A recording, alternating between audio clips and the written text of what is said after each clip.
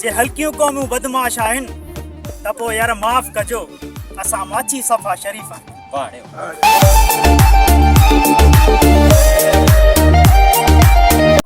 अस्सलाम वालेकुम दोस्तों, जीअं त तव्हां मूंखे सुञाणियो था, अॼु आया आहियूं पडीज़न जे हुन ग्राउंड ते जेको काफ़ी नाले सां मशहूरु आहे, काशिफ़ टोपीबाज़। अॼु थोरो टीम में जेको आहे सो मुदो पिया आहे, फारग थिए त हुन सां ॻाल्हायूं। जीअं तव्हांखे ख़बर आहे, पहिरीं प्यारे दोस्तनि लाइ वीडियो ठाहींदा आहियूं। अॼु मोरे जा सुपर स्टार टिकटॉकर आया आहिनि, पुछूं था त साईं केरु आहे। अस्सलाम वालेकुम।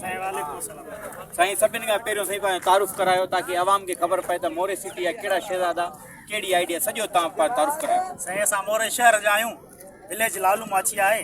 मोरे शहर जा हल्का फुल्का टिकटॉकर आहियूं। मुंहिंजो मोरे राजा आहे ऐं मुंहिंजो दोस्त आहे, मुंहिंजो सोट आहे। सो काफ़ी जेको बेचैनी त तव्हां सां जेको वीडियो ठाहियूं, आयासीं हिते भर्त ते सोची दोस्त सां मिलिया आहियूं। काफ़ी तव्हांजा वीडियो ॾिसंदा आहियूं, लाइक कंदा आहियूं, शेयर कंदा आहियूं, काफ़ी कमेंट कया आहिनि।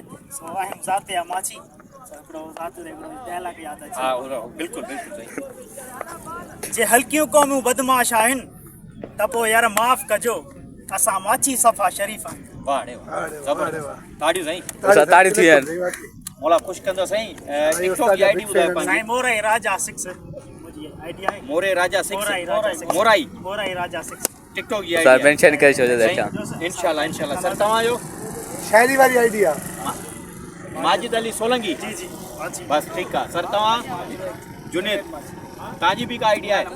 सिर्फ़ु तव्हां कमु कंदा अदा हे वर्क कंदो अथव टिकटॉक ते, माशाल्लाह सुपर स्टार अथव मोरे जो।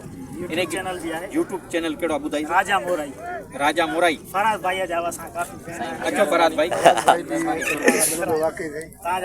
कमेंट मिलो बाबा फराज़ भाई गॾु बीहो बाबा। अदा फराज़ भाई जा भी वॾा फैन आहिनि, सली दादा जा वॾा फैन आहिनि। फैन सभी फराज़ थोड़ी कचेरी करी दोस्तनि खां। अदा वीडियो के शेयर लाइक लाज़मी कजो। Thank U sir. फराज़ भाई से फराज़ भाई डिलीट करे, मैं बॉलिंग पे जा डीलिंग चाहो। दरअसल तव्हांखे जो का बच्ची शादी जी ऑफर लॻी थी वञे, असांजा दोस्त ॿई छड़ा अथई।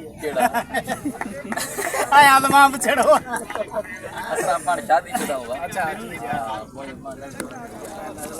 असां करे छॾी वॻड़नि मां करे असल में